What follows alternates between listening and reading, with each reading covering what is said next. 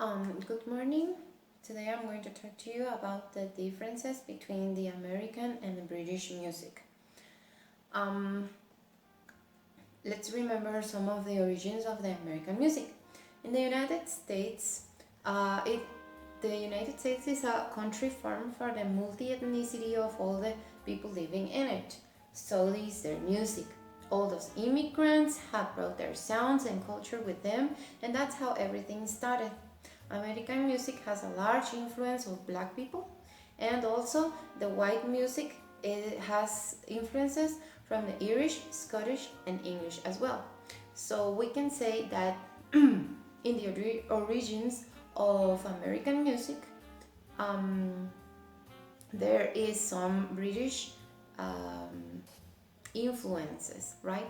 Because as you can remember, people from England and other parts of the world came to the Americas to establish the United States, and they brought their sounds with them, and that's where the music started, right? With different sounds and combinations of these sounds.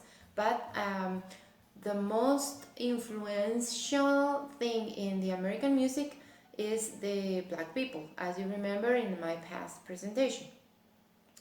Then we have the origins of the British music. British music is more classical. They have four main countries. Remember, the UK is formed for four countries. It has the northern Ireland, they have Scotland, they have Wales, and they have England. And every of these countries had their own sounds. I had a look in their folk music. Okay, let me tell you. Scottish folk music is known for ballads. In this music, they have one singer, and the rhythm is very soft and very smooth, and they like tell stories, or they are more like love songs. And this is the very well-known Scottish folk. That is where waltz came. Then we have the Welsh folk is known for the Celtic music. I bet you have heard Celtic music is very like epic music, right? That's Celtic music. It has a lot of harp and violin and music like make you think of nature and fairies and things like are like mythical, right? Then we have England. England is known for its folk rock. So I think rock it has been a very it has been a part of England music all over the years. And then we have the Northern Irish folk that is known for its music based on fiddles. Do you know what a fiddle is?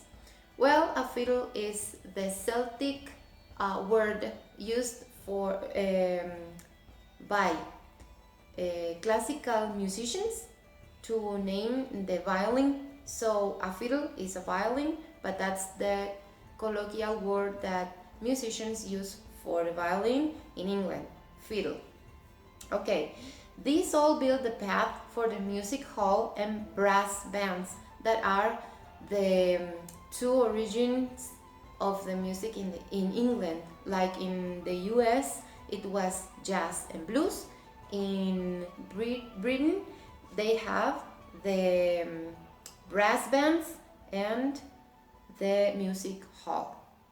Okay, now let's take a look at the genres.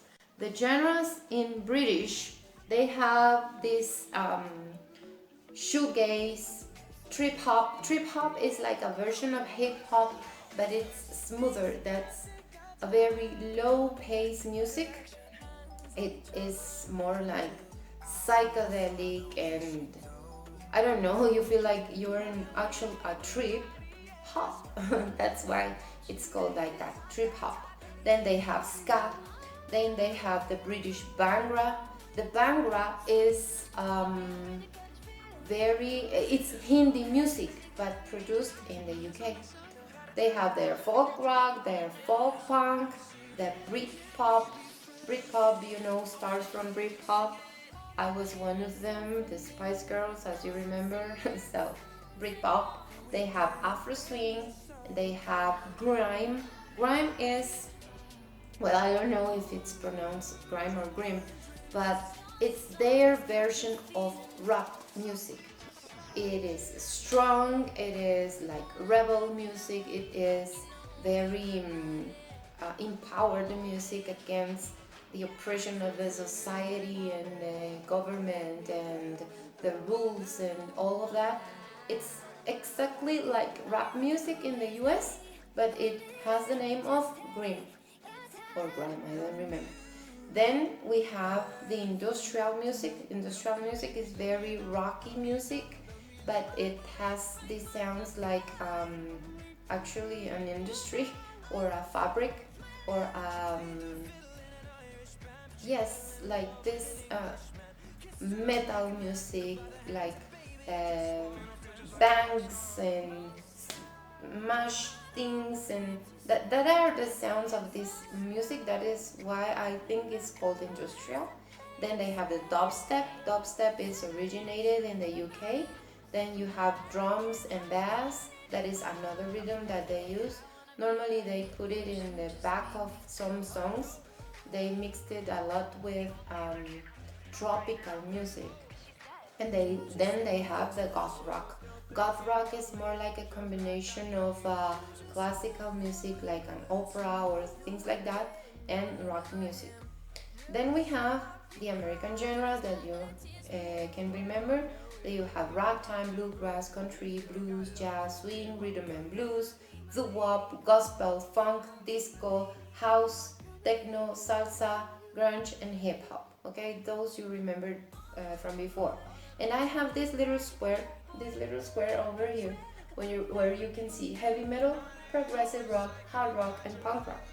Those are genres that they share with each other. Some of them are influenced by the UK to the US and vice versa, right? So it's not that they develop their own sounds, but they have like a mixture of both, and both are influenced by themselves, by the both of them. Okay, then I have this. This is a very important phenomenon that happened in the middle of the 1960s. This is where the Beatles appeared in the US. Uh, as you can remember, the Beatles are a very famous band that is known all over the world, and they are British, but they came to the US and they became popular all over the world. Okay, in these days, America were like having some troubles with their musicians because they like forsake their careers in a bad way. Some of them got into drugs, some of them got into trouble because I was reading that one of them married with a 13-year-old girl, and scandals, right? Scandals have been part of the American culture since forever, and the music is one of them.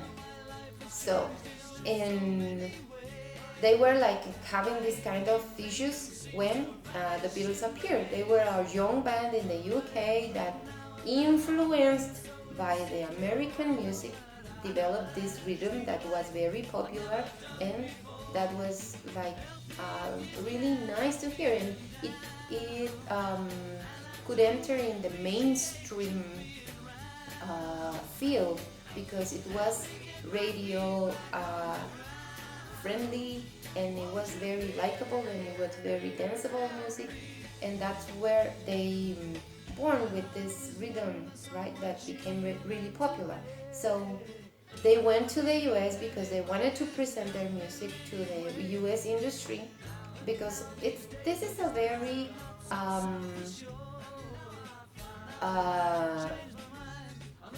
I don't know how to call it, but it's very curious thing that is happening. UK have very good singers and actors and artists, but they have to come to the US to become popular all over the world. They are very popular in their country, but it's not until they come to the United States that their uh, borders expand to all over the world, right? So it's really interesting thing. So that was where what the Beatles did, and then they become popular because they were in the U.S. and the U.S. Saw them doing what they do, what they did, and they were like, oh, another UK band, I don't care. But then when they met the Beatles, and they felt that they were really being invaded, like the name of this thing, the British invasion. So it only um, make them became more aggressive in music industry matters, and they expanded their borders, and American music became international as well. And since then, they have been continued to influence each other until now. Then let's talk about some of the music industry. This is another comparison between the both countries. We have in the UK we have one center of music. It is called the British Center of Music, or the International Center of Music, because in the UK they have many countries coming to them to produce their music. So as the United States, but in the United States they have three centers of music, most important, that are New York, Los Angeles, and Nashville.